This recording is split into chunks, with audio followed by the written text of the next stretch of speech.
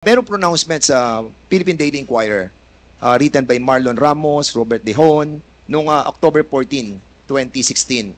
And De Lima called mother of all drug lords.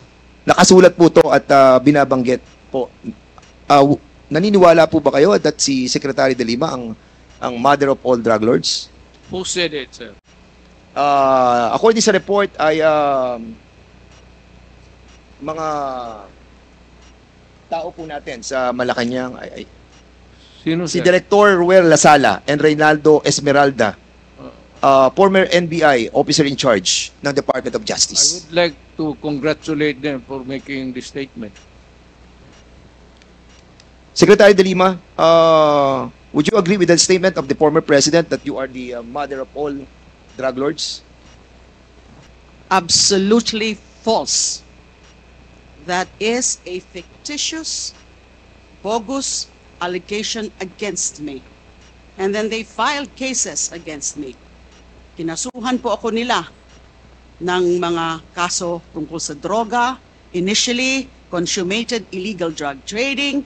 Inamend nila into conspiracy to commit illegal trading. 30 kaso yung sinampa sa akin. Absuelto na po ako dun sa 3 dahil wala po akong kinalaman sa illegal drugs. Kasama lang ho yan sa naging propaganda nila.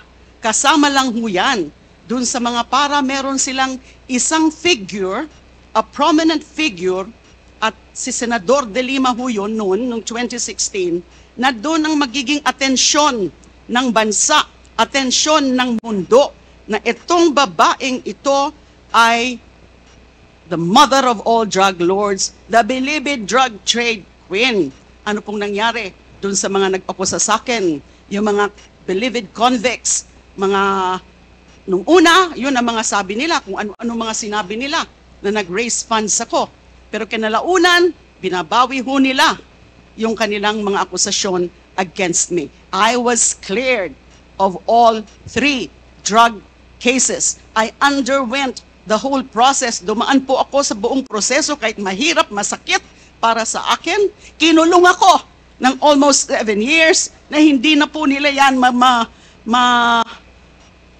mababalikan dahil sa pagkagalit nung pinaka-mastermind nung pag-persecute sa akin na inimplement nung kanyang Secretary of Justice, si Vitaliano Aguirre.